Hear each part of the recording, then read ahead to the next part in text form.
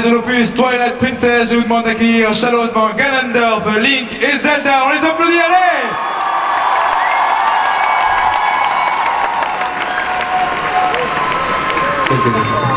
Quelques accessoires avant ça.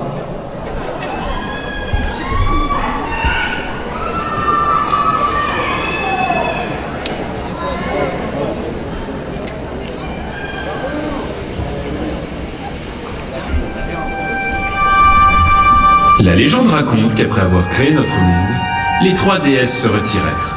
Elles laissèrent quelque part dans le royaume d'Hyrule une relique sacrée, la Triforce. Celle-ci permettrait à celui qui en rassemble les trois fragments de voir son vœu le plus cher exaucé. Ganondorf possède le fragment de la Force.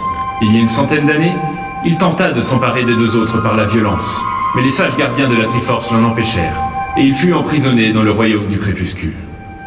La princesse Zelda est la détentrice du fragment de la sagesse. Elle régnait en paix sur le royaume d'Hyrule, jusqu'à ce qu'un assaut des forces du crépuscule ne l'oblige à abdiquer. Enfin, Link est un fermier vivant dans un petit village du royaume. Élu par les déesses pour être le détenteur du fragment du courage, son destin l'amènera à résoudre des énigmes compliquées et à affronter de terribles ennemis.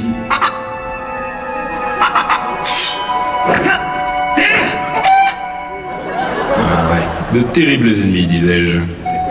Heureusement, pour l'aider dans sa quête, il trouvera de nombreux coffres contenant trésors et puissants artefacts.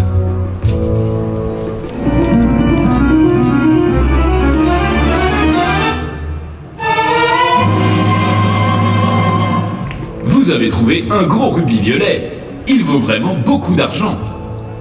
Mais celui-ci ne rentre pas dans votre sacoche. Voulez-vous le replacer dans le coffre ?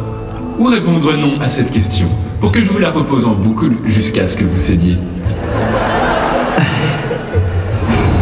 Mais Ganondorf, qui dirigeait dans l'ombre l'attaque des armées du crépuscule, surgit alors pour enlever la princesse. Armé de son épée légendaire, Link va devoir l'affronter.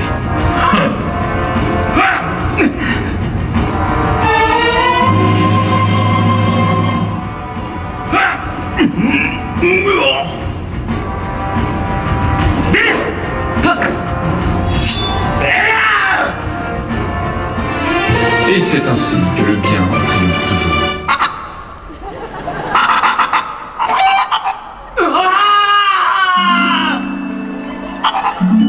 Et c'est ainsi que cette histoire resta nommée dans les mémoires la légende de Zelda.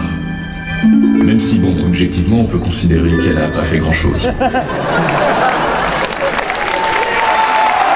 les applaudit très très fort.